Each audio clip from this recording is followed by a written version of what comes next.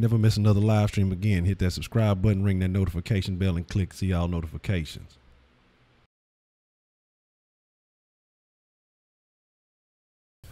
What's the motherfucking deal? I have to apologize. I was running just a little bit behind here, so let's make this look like it's supposed to, somewhat. But what's the motherfucking deal? Shout out to Sauce Nation. Y'all already know how it goes. Welcome to Sauce Sports. If you're not familiar with Sauce Sports is a Houston, Texas homer network. So that means we're talking all sports, but only Houston. So with that being said, we're going to get into the Rockets versus the Utah Not So Jazz this evening. And after this, it will want to fucking act up when I start doing this shit. But like I say, we're going to talk about a few points to ponder, the 3 points to ponder. We're going to talk about, of course, the MMW. You know, it's my favorite. No, this time it was the actual build itself. All right, so there we go. All right, so there we go. We should be live at 5 again. That should have cut out on me for just a second. But again, so we got the Rockets round. We got in the mix with us tonight. You got your boy Wise, aka give me my motherfucking new sauce. Already. Uncle Drew's uncle, Rising Phoenix in this mix.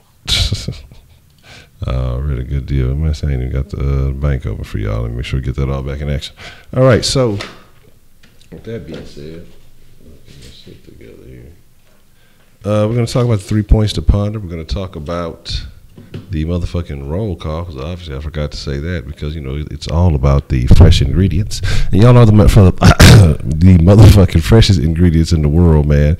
So make sure, let us show you a little bit of love by you representing where you from, man. If you are from the city, shout out your side with pride. If you're not from the city, you know, shout out your city, town, avenue, block, cul-de-sac, however you identify, man. Whatever, just throw in the chat, and like I say, we'll show you a little bit of love. Like I said, I'm running a little bit late, so I'm going to expedite the sauciness just a bit. So as we get into 3 points to ponder, and I'll be checking y'all out in the chat and make sure I show y'all some love.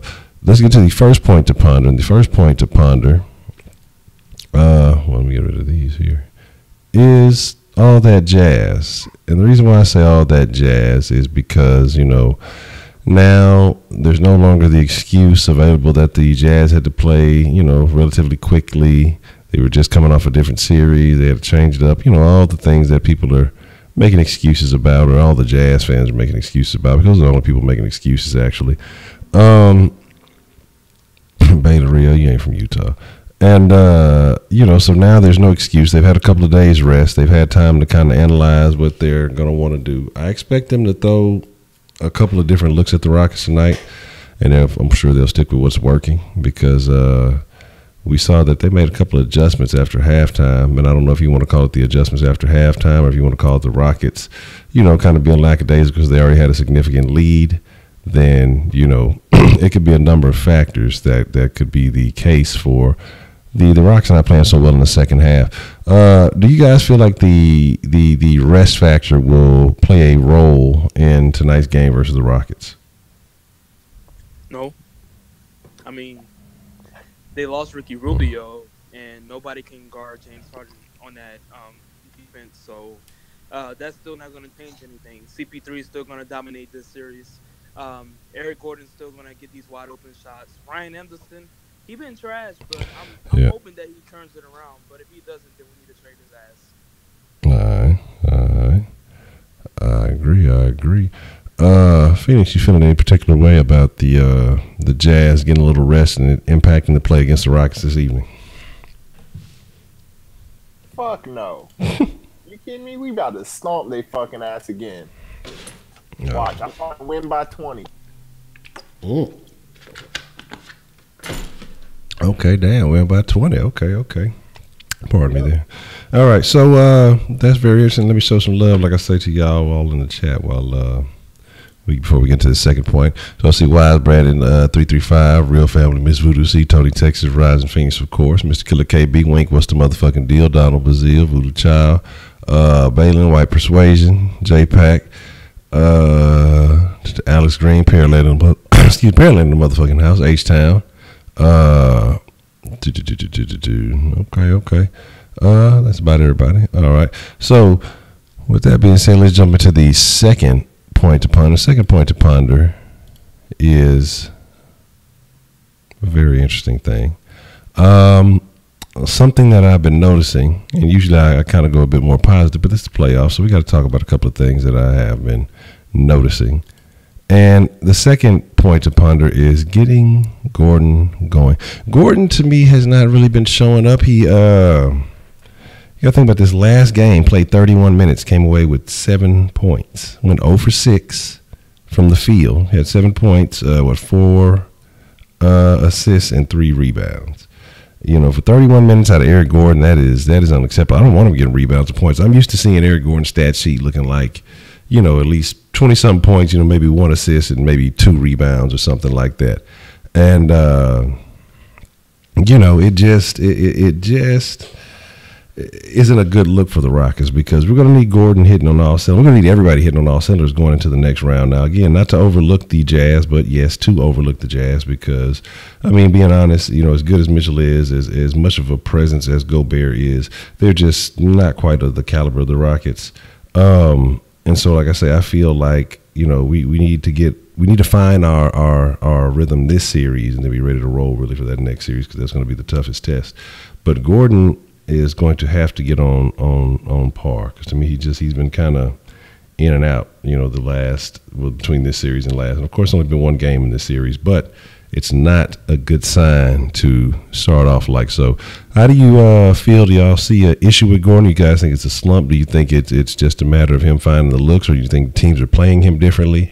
What do you think it is about Eric Gordon that he's not really scoring the way we are used to him seeing? We're used to seeing from him. I'm sorry. I don't think he's a very reliable scorer because he'll never he just doesn't seem very consistent or especially to give you 25 or something crazy like that or even 20. So I think it's you kind of just have to hope he catches fire and you'll have 1 or 2 games a series where he'll actually score a bunch. See, and then you can look at last year's playoffs. Ryan Anderson and Eric Gordon didn't show up at all. Yeah. That's why I was like, yo, we should trade. I don't care. We should trade Eric Gordon and Ryan Anderson for Paul George. Paul George would be a great fit compared to both of them right now in the playoffs. Yeah, absolutely, I agree with that. So I hope that he catches fire, but he's missing wide open shots. Yeah, exactly. My thing with Gordon is I do think he is being played different. Because his first year here, nobody saw him hitting shots like that. Yeah. I don't care who it was. Nobody can sit here and tell me that they knew Eric Gordon was going to be making shots like that for Houston. Now that teams are actually paying attention and having to respect his three-point game, I feel like it's affecting what kind of looks he's getting. Now, he has been missing open shots too, but when you start out and you're having to take a ton of contested shots and you get out of rhythm, it's hard to get back into a rhythm while playing. So I think if Gordon has not a game but a series where he can get consistent looks, I think it'll kind of boot him out of this slump. Okay. Well, I think he's also not utilizing one of the best parts of his game, and that's what drives. He's a surprisingly, he's really good at it, but he's been relying on his 3-point shot, which is always whenever he starts to fall out of rhythm, and because he keeps missing shots. But if he can drive and get some of those shots to go in, then he kind of builds and builds. Yeah, because at certain points during the season, that trio with Gordon, Harden, and CP3 on the floor was dominant. So to kind of piggyback off that, Eric Gordon with his driving, a lot of the time when he would drive, he would be catching it off a pass and then immediately drive. I don't know why, but I feel like I've seen him try to create off the dribble, which is not his game. Oh, he has some of the worst handles. No, if he tries to create off the dribble, it's gonna end badly. Okay. That is not his game, and I don't understand why he tries to make it his game. When you see everybody else doing it, he want to be a part of the party too. He like, shit, if everybody else getting it in, let me get some too. But yeah, Gordon has to find. We have to figure out what's going on with him. It's a bit of an issue, especially considering he's looked at as that third or fourth option as far as scoring, especially with that second unit. He's actually expected to do a little bit more. But another guy the third point to ponder I want to talk about is, again, someone else who is, I wouldn't necessarily say it's been a slump, but it's a question of what's going on. I want to talk about Gang Green. Gerald Green saw a minute of playing time in a blowout game. At one point we were almost up by 30. I'm questioning, if this is just Mike D'Antoni, kind of being him, want to keep his guys in rhythm, or is this a question of has Green kind of done something that showed D'Antoni, he needs to minimize his playing time? What do you guys think is the issue with that, or you think it was just kind of something that took place in the course of a game and kind of a situation where Green was just overlooked? I don't think it's from playing wise, but I think it's just like ever since Anderson's been back in the lineup, he hasn't actually been playing like barely any minutes. Okay. I don't think it has anything to do with his game either, honestly. I do think something Mike D'Antoni's doing with this is I think he's trying to use like matchups. Yeah, I agree with that. Because Green, he's not going to be able to play like point or anything like that. But he would be able to do like shooting guard, small forward. Yeah. Now, with Gordon getting heavy minutes there, and then Harden getting heavy minutes there, and then you got PJ Tucker and Trevor Ariza at small forward. And when Muthaf came back. Yeah, when Muthaf came back, the forward spots got filled up. And then you already got Harden getting at least 35 minutes, and then Gordon getting like 30 minutes. It's hard to find minutes for another guard. What I will say is pretty funny is whenever I was at game one, and they were having some like offensive slumps, we were literally yelling like, "Put it in check." He came in, he played like 2 minutes and made a shot, and everybody went crazy. Yeah, tell you, man, Gerald Green is the hero the city needs, man.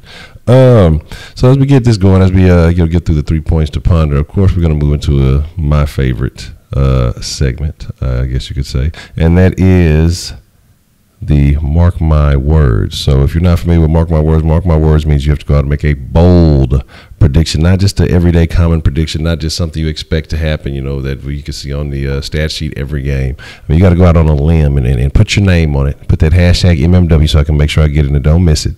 And make a bold prediction for tonight's game and what you guys think are going to happen. There's a few other things I kind of wanted to look at, going into game two and kind of comparing it to game one. And while the chat, gets their predictions and everything in there. Matter of fact, let me get y'all a little sauce giveaway going. You look at, and there was something I mentioned on the Patreon stream earlier. You look at this game, okay, and you would think, or you look at this series compared to all the other series, this probably gets the least amount of play. You look at it, you have the number one team in the league, the best record. You have a guy that really should be the rookie of the year. You have a guy that many consider to be the defensive player of the year. And then you have a guy who everybody considers to be the MVP. So what I'm trying to figure out is why isn't this game getting more press? Why isn't it getting more play? Why is it? To me, in my mind, it's underrepresented, I guess, if you will. You hear all the talk from these commentators, the talking heads about every other game. But I think in a game where you have people who are legitimate stars and guys who should be winning some major awards from the NBA, but nobody really gives it any press. Nobody's really talking about it. They're still talking about Golden State, who's going to walk over NO, and some of these other games that we know those guys have no chance of winning a championship, but they still get way more press. Why do you guys feel that is?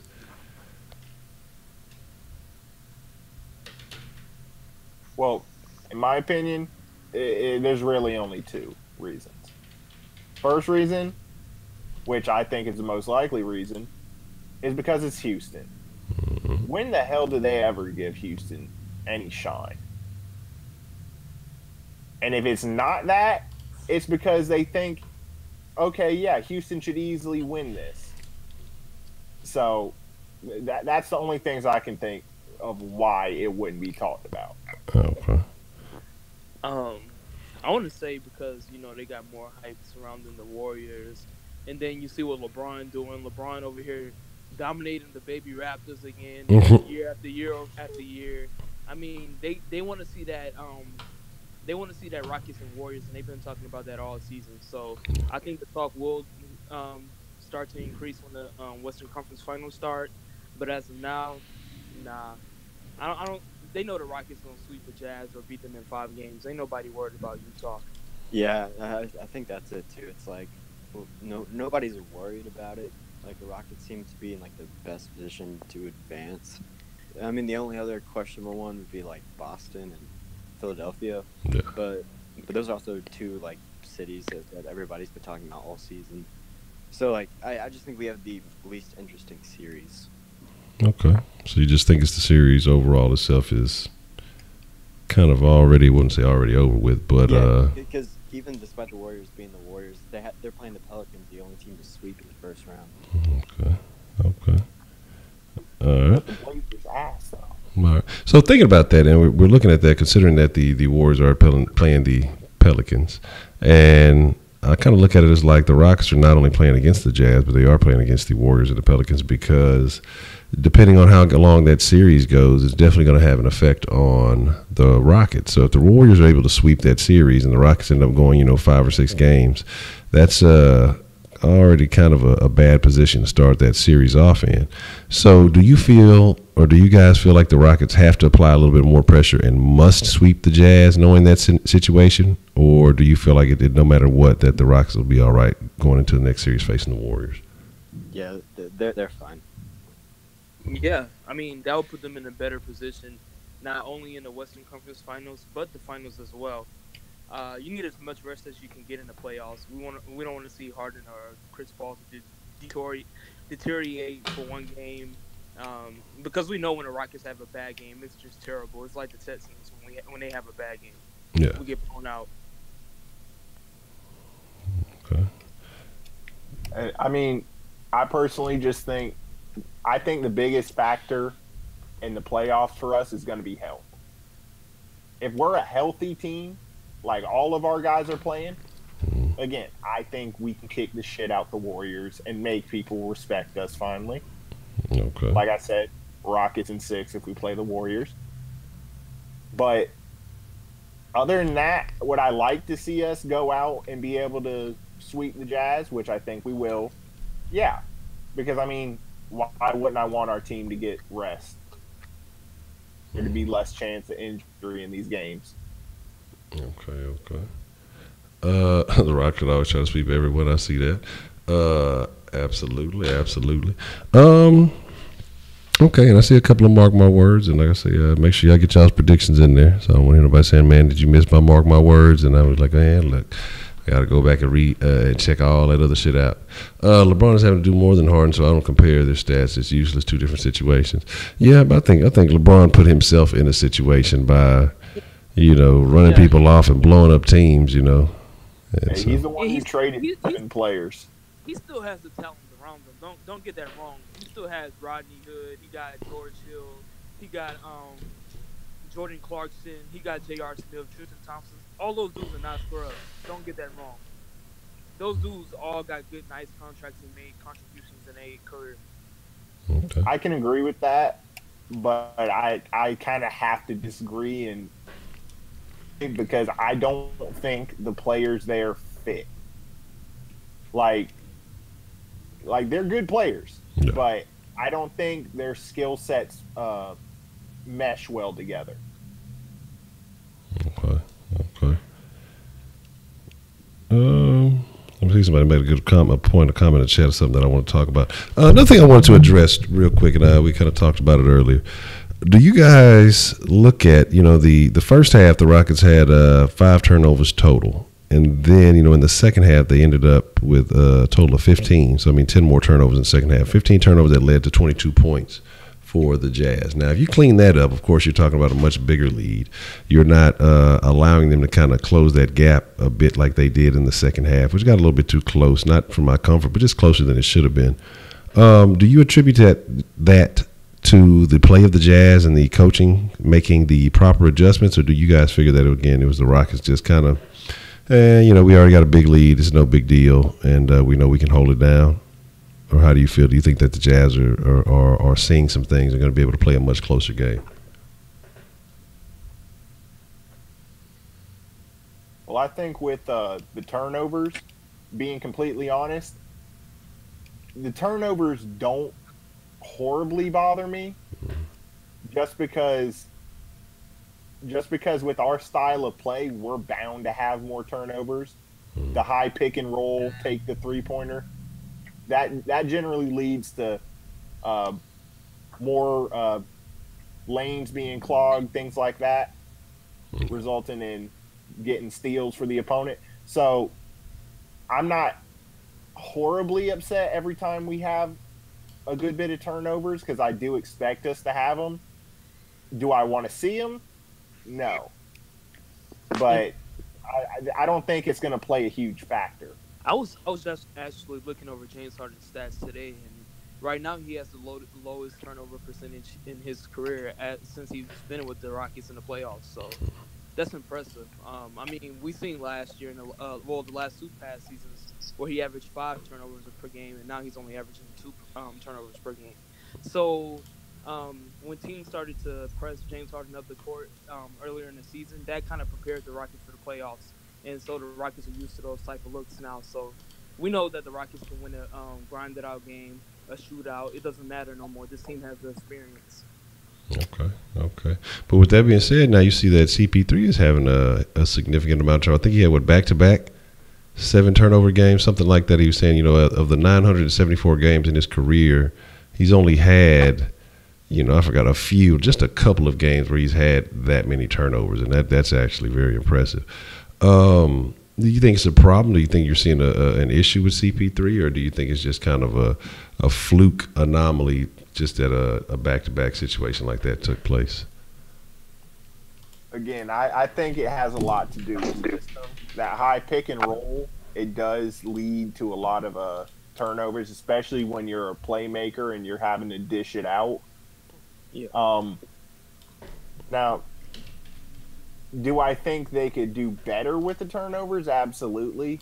But, again, I'm not too worried about it. I don't want to say it's like a fluke or anything, but it's not like the end of the world because we're having these turnovers. Okay. All right, now let's make sure it's about that time so we get those score predictions in and make sure I get y'all marked down. Brandon 335, you should have that sauce now. So for everybody who went back and watched the Patreon stream earlier, once it was made public, there was a special word put in there to make sure y'all got y'all secret sauce. If y'all hit that in the comment section, I'll make sure y'all get that. There's a Patreon stream. Yeah, I'm getting bad with the time, but I'm trying to make sure I kick those out at 12. I'm trying to make sure I push those at noon, so it may be a little bit inconvenient for some folks, but I try to release them as soon as I finish making them all the way live. I'm looking for one other one, and so I make sure I get that no man up. I didn't get him his sauce. So again, there we go. I'm gonna say Harden, Capella, and Gordon combined for 80 points tonight. Oh shit! 80? Let's say Harden. God damn. Gordon and CP3. Okay.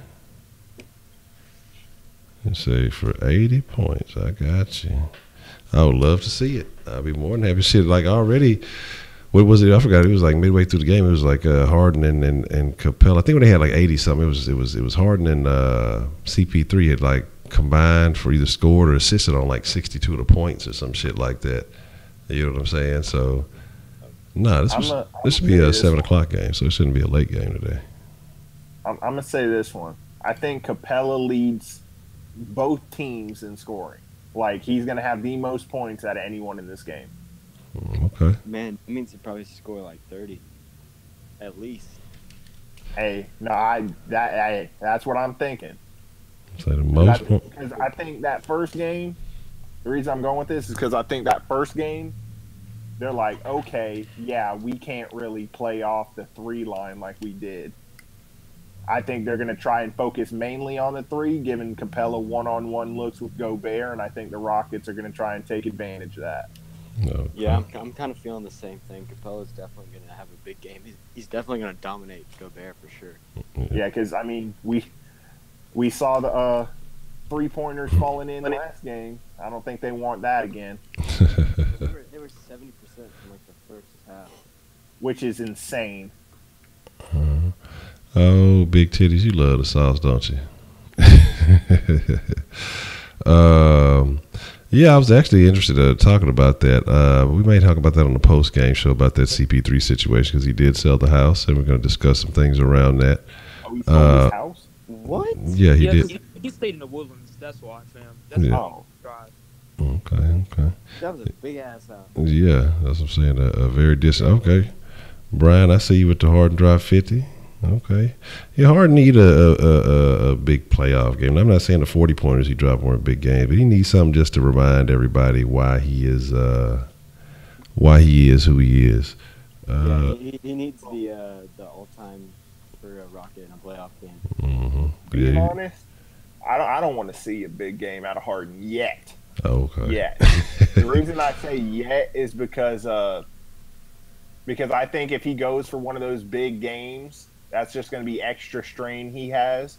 So when we do play the Warriors, he might be a little more tired than normal. Because those big games, believe it or not, even though he makes it look easy, they're not easy.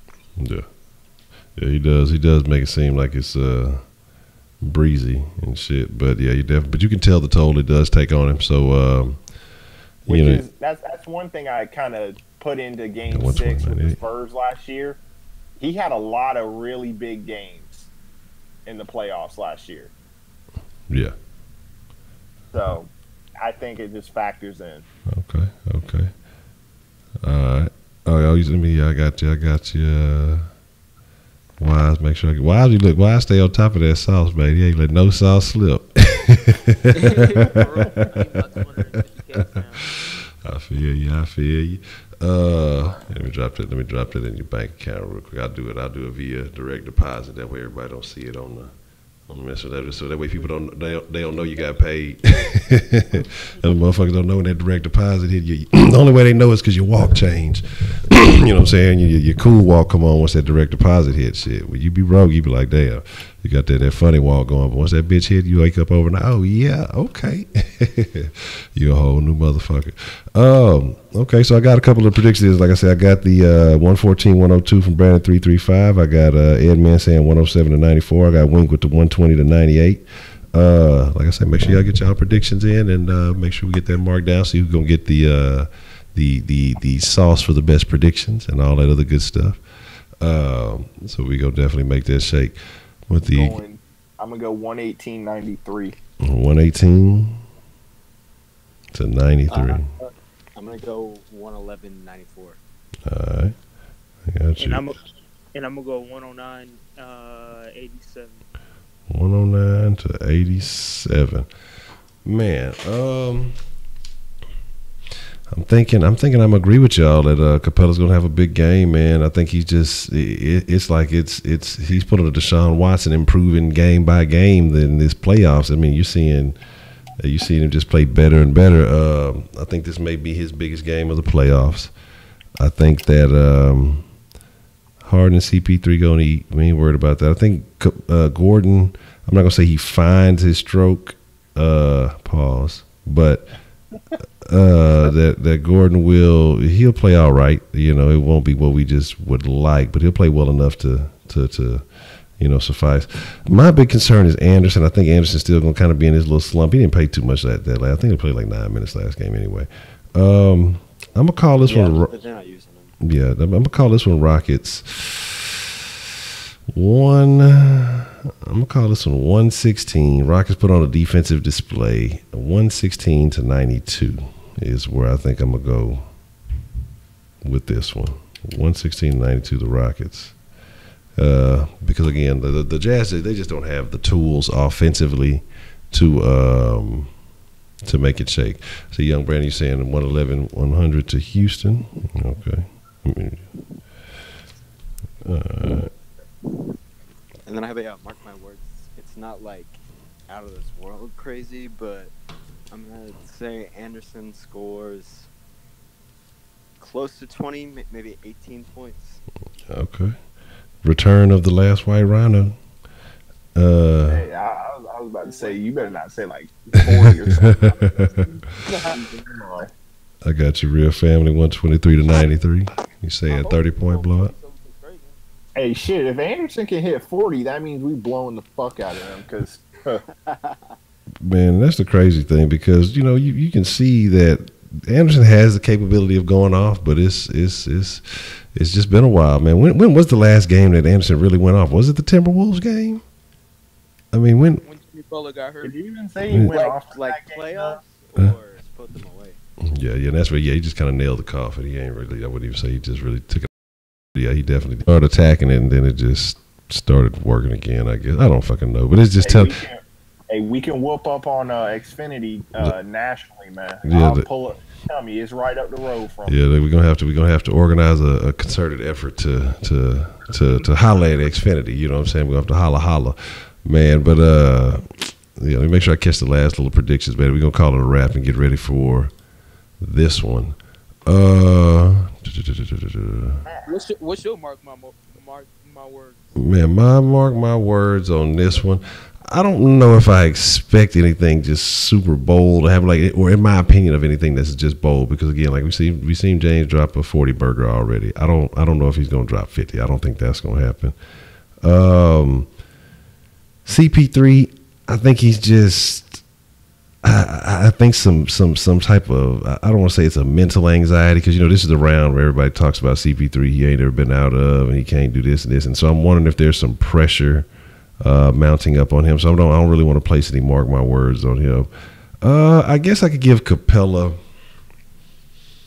but then again as a mark my words I'd give Capella something he's already done. Kind of average. I don't know if I have one just this outstanding. Let me say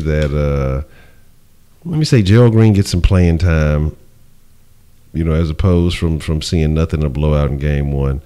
And he drops 15 points on 4 3-pointers and probably some free throws and shit. So I'm gonna say 15 points for Gerald Green. And that's not really just even that outlandish, but just because of the rate of usage he's been getting in the playoffs, that I think that'll be a little bit of a different thing.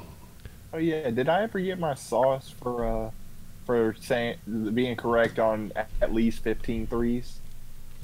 Sure. Just making sure. What is the AB big titties? I'm just curious what that means. But I was died yesterday and nobody cares. I'm fine today, Miss Heidi. I appreciate the concern. I'm feeling much better, and I'm actually gonna go eat a bunch of food. But with that being said, appreciate y'all. We'll go slide up out of here, man. Get ready to go and catch the game. But anything you guys from the roundtable want to say before we get out of here?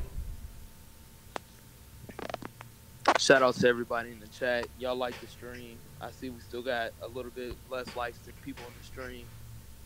Thank y'all for y'all support. That's it. All right. Cavs are still shit. That's all. and shout out to Honcho. Y'all make sure y'all bring more people to the stream. Yes. Make sure.